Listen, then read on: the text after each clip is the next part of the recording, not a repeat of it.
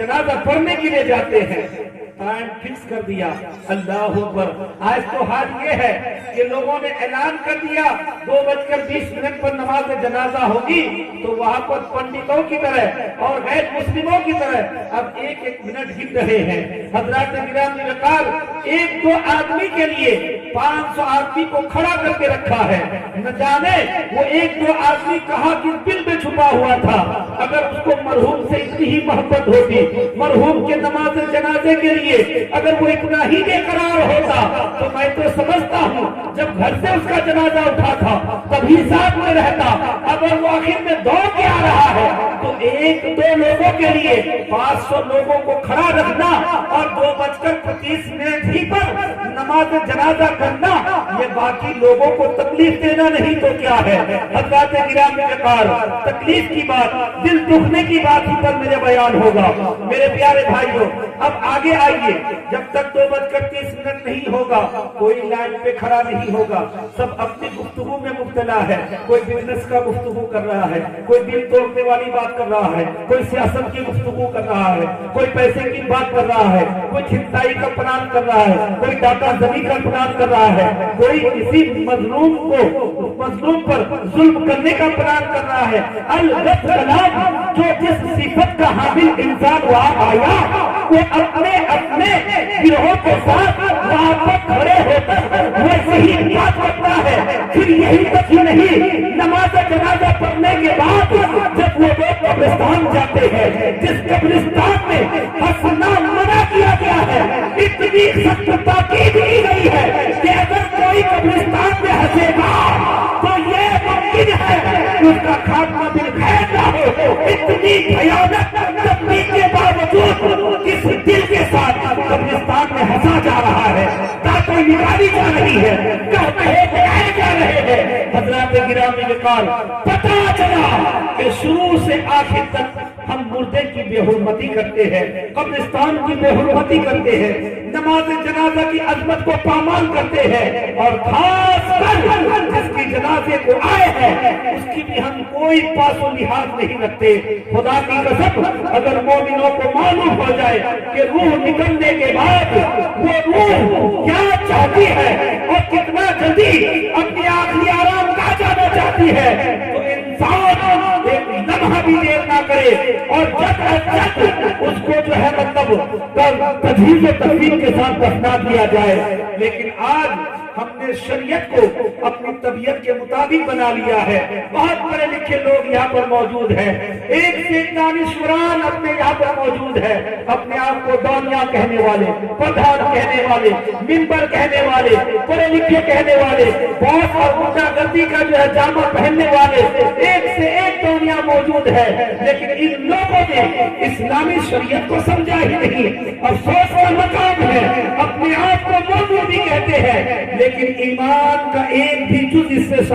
जो है मतलब ईमान का एक भी तरीका, ईमान और ईकान का कोई भी सलीका इनके अंदर कमा हम कहूँ पाया नहीं जा रहा है। अल्लाह अकबर। मेरे प्यारे मुसलमान भाइयों, इसी से रिलेटेड एक और बात मेरे ज़हन में आई है, बात कह दूं, फिर मैं अपने असल गुफ्तगू के तरफ चलूंगा। हज़रात गिरामी वकार, एक इंसान इंतकाल कर जाता है, अक्सर आए दिन ये देखने को मिलता है कि उसका कोई बच्चा, उसका कोई बेटा या बेटी, कोई दामाद या कोई रिश्तेदार बाहर रहता है, बम्बई, पुणे, हैदराबाद, बेंगलोर, कर्नाटक, दिल्ली, पंजाब,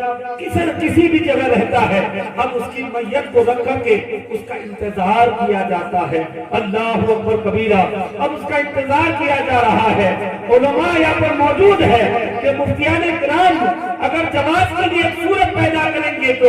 ये हो सकता है कि उसका वली जो नमाज जनाजा पढ़ाएगा, अगर वो आ रहा है तब तो कुछ सूरत निकल सकती है, वरना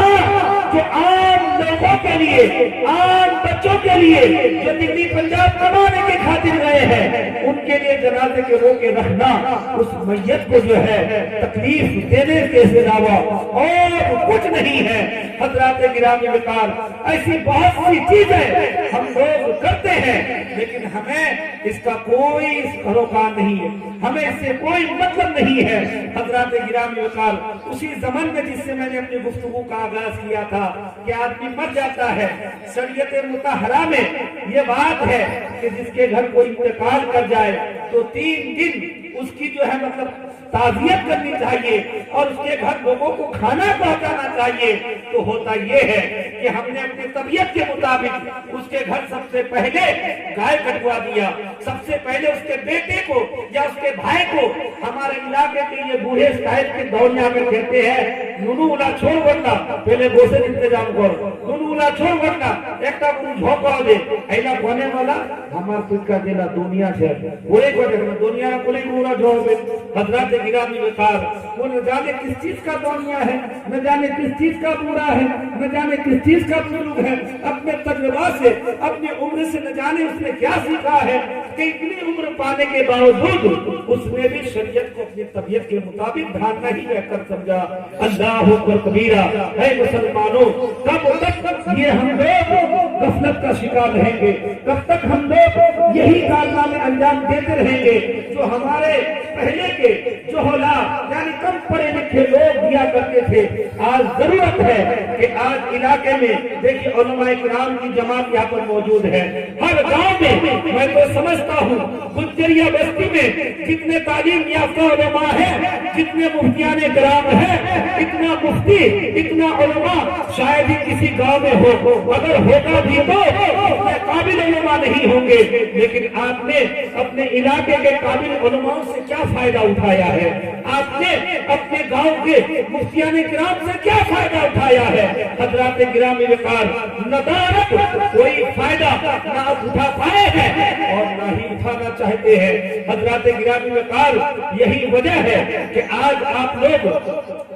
شریعت کے چھوٹی چھوٹی اور بڑی بڑی باتوں کو جو بھی لے لیا جائے ہر چیز سے ناواقف ہوتے جا رہے ہیں، اور اگر واقف بھی ہے تو اس پر عمل کرنے کی کوشش نہیں کر رہے ہیں۔ حضرات گرامی وقار، اسی کا کارن ہے کہ آج گنجریا کے نیا بستی میں ہو یا گنجریا کے پچھم بستی میں ہو یا گنجریا نوری ٹولہ ہو یا گنجریا کے اور دیگر محلے ہو، یہاں پر کوئی گنڈا آ جاتا ہے، کوئی موالی آ جاتا ہے، کوئی چور آ جاتا ہے، کوئی اچکا آ جاتا ہے، اور آپ لوگوں کے انصاف کے نام پر آپ لوگوں کی ٹھگی کر لیتا ہے، آپ لوگوں کو ظلم و بربریت کی انتہا کر دیتا ہے، اور آپ لوگ آنکھیں موند کر کے ان 2-4 لفظوں کی ان جو ہے مطلب کمینہ گیری کو، ان کی لفظہ گیری کو جو ہے مطلب سہ رہے ہیں، اور سہتے سہتے